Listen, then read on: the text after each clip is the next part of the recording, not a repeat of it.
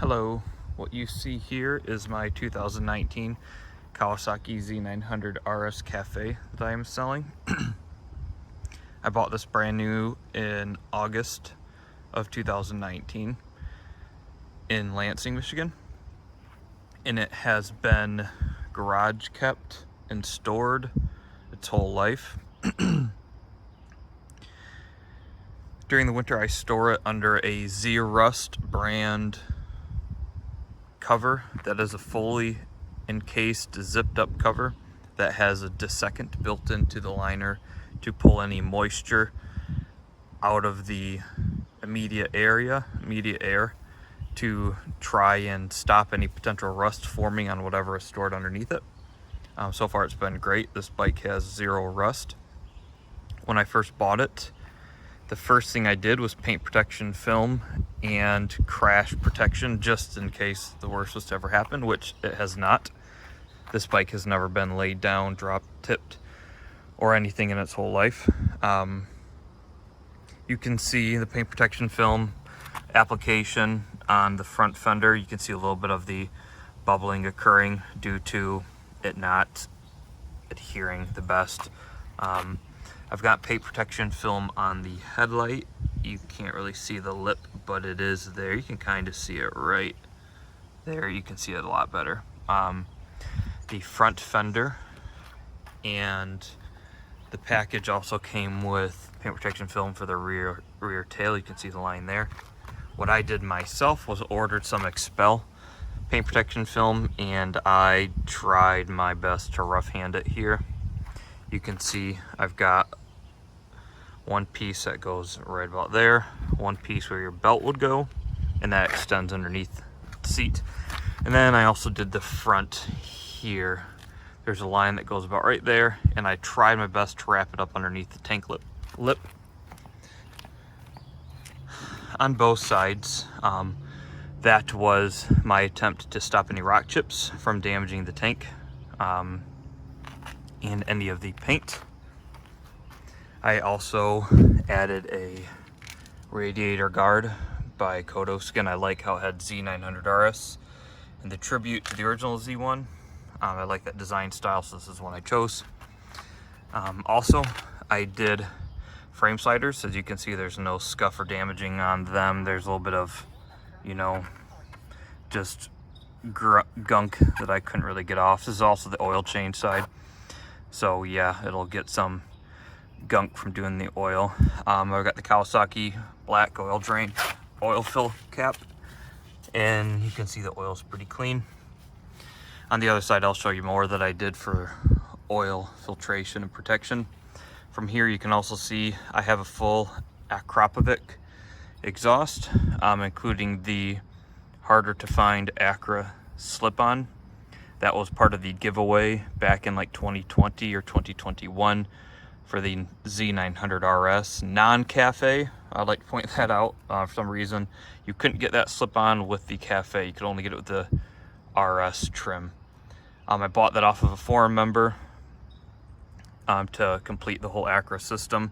And you can see these lines. What's going on here is I sent these headers to Jet Hot to get ceramic coated with their classic polish to try to retain the stock exhaust look. That is a double-walled stainless steel pipe as well, which you will get with the purchase of this bike. I did keep the stock pipes, of course, and the stock slip-on. So I masked where I wanted them to stop because you need to be able to get this to fit on. And of course, when they took off my masking tape to put on their own, they messed up and didn't put them where they needed to go. You can see the ones on the back and this one, they did a good job, but I don't mind too much. It's down low, and these are stainless steel, so they're not going to rust. I just wanted it to have that original look, and it does help with heat. Jet Hot claims that it stops like 65, 75, I think it's 65% of immediate temperature bleed off to the immediate area around it. So that'll help with temperatures during the hottest part of the summer. And being a former Buell rider, that was kind of common on Buell headers because with the fuel in the frame and the exhaust being right next to that, you would get boiling gas. So I just carry that over. Not a very expensive. I think it cost me like 450 bucks. As well, you can see here, I did full set of Spiegler braided brake lines. So they are braided from the brake levers, front and rear, to the ABS unit, which is under the seat, then back to the front.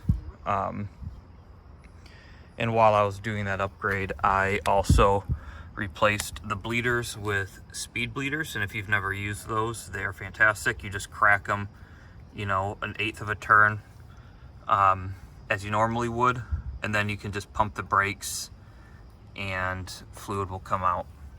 No need to keep cracking it, pumping, opening it, closing it, pumping, cracking, you know, rinse and repeat.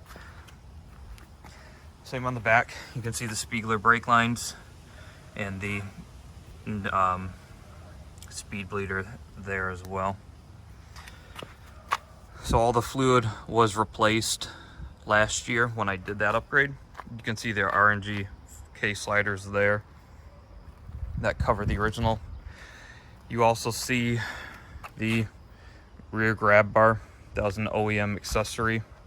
The oil fill cap, the frame slider, and the front axle slider, I didn't point that out either, is also a factory Kawasaki part. The RNG are not, of course. You can see the center stand, also factory. Works with the Acura exhaust. They confirmed that on their website. And then I have a third-party Evotech rear axle slider.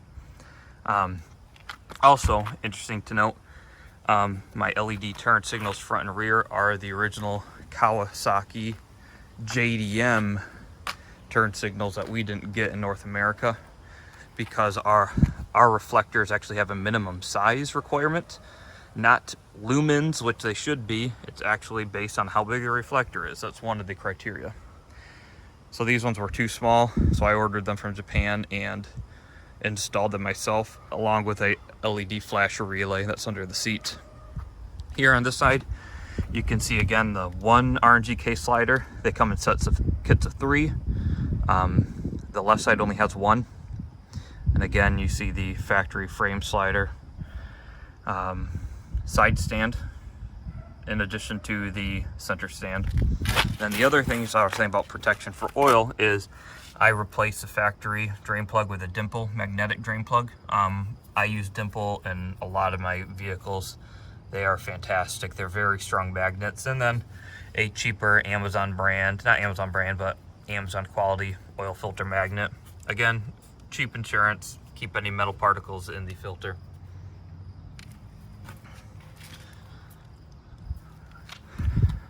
Just showing you the rest of the bike. No damage really anywhere.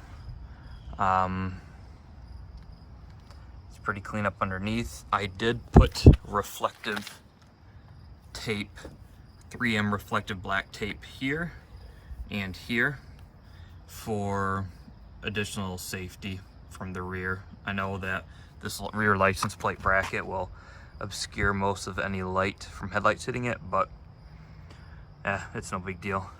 Cheap to do as well. Coming up front, this is a quad lock that I will be taking off during the sale. And I also have a zero gravity windscreen that was a little bit taller for when I would commute on the bike or ride it more frequently. So that's basically the bike. Speed bleeder up here too. So I have 4 speed bleeders, one at the front master, 2 at the rear front 2 brakes, and 1 at the rear brake. I don't think there's anything else that I need to cover. I'm just taking the plug out of the exhaust so I can start it up. I keep the plug in during when I park it. About the next day I'll put the plug in after it cools down. When it's in storage, I put the plug in so nothing gets in there, and same when I wash the bike, no water gets down into the pipes. I'm trying to think if I missed anything. I don't believe I did at this point. Oil, I don't put many miles on this bike, and I did do the oil before storage. I ride it, and I probably replace it about 400, 500 miles into the season, so like around July, just to do it, and then I'll do a oil change right before winter. And I always use a genuine Kawasaki filter. Filters are weird sometimes. I don't really like the idea of universal ones, I guess, but I use Motul or Liquid Moly for my oil, and I use Motul chain paste for the chain, and the brake fluid in here is Motul's RBF 660. And coolant, I haven't done that yet, but coolant would be coming up here soon. If you've ever done coolant on a bike, it's really easy. Doesn't take a lot of coolant, maybe like 2 quarts. I'm going to start up, show you, not going to start up yet. I'm going to show you the miles and different features. So it's got 3,900 miles on it, 3,927. Into my trip entry B are the same. Average miles per gallon, 47. I don't ride it pretty hard, as you can tell. 64 out right now. And all right, so the turn signals will work all right without it running. But here you can see the LED factory turn signal, which is really nice. Factory running light there, or parking light. The normal lights will turn on fully when the bike's running. All right, there, full hazards all around.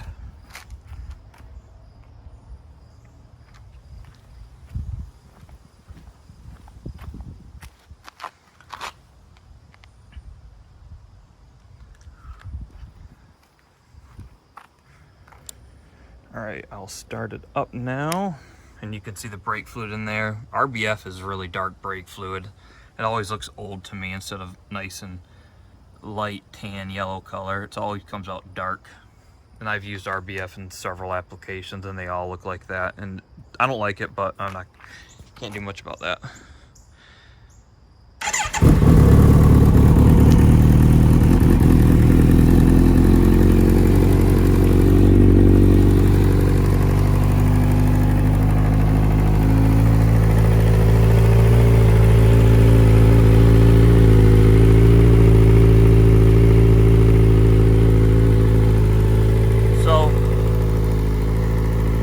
Start, hasn't been running for about a week. I haven't been on it, so it'll be a little bit high of an idle until it cools down or warms up, which will be a couple minutes. So I'm gonna turn it off anyway. I might splice the video to show the idle down. And again, since it's a cold engine, I'm not gonna rev it. You'll just have to trust me that the full Acura sounds good. It's just loud right now. When it's warm, idle's a lot lower. It sounds better in my opinion.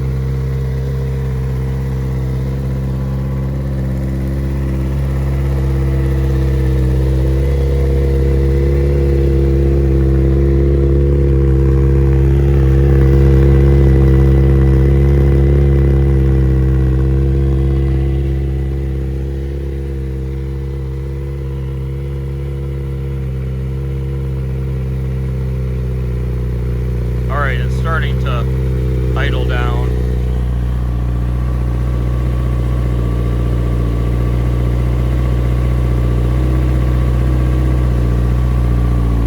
Also, as you can see, I usually keep it in traction control too. I don't go crazy on my bike. And I like to keep it. I commute. I ride it for commuting, not so much for pleasure. So I keep it on traction control too to keep it as safe as possible for me. Alright, the idles kind of came down a little bit. It's not so loud, but I'll give it a few throttle blips.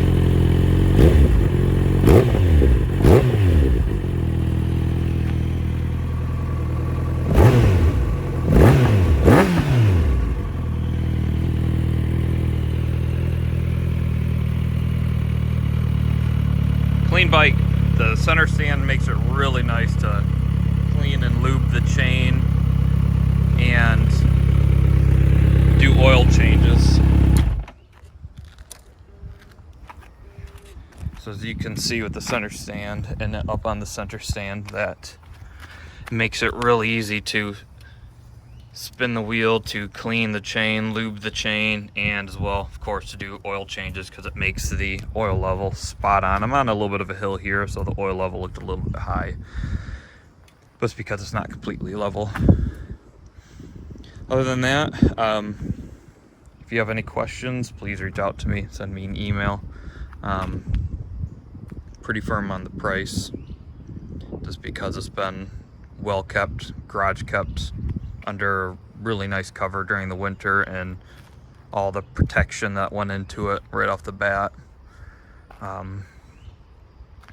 would be willing to put the stock exhaust back on and keep the Akrapovic, including the slip-on. So I'd put the full factory exhaust back on, and I'd probably take the front and rear slider because those are most easily accessible to remove, and sell it that way, and sell the exhaust and front and rear slider on the Facebook page.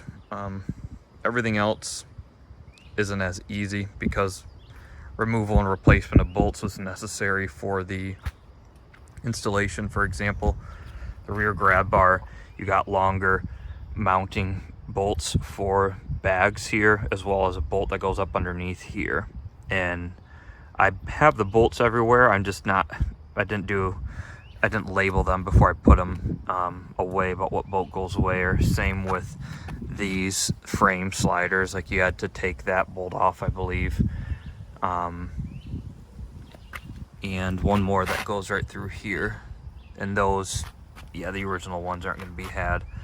I will as well put in the original turn signals, give the original turn signals.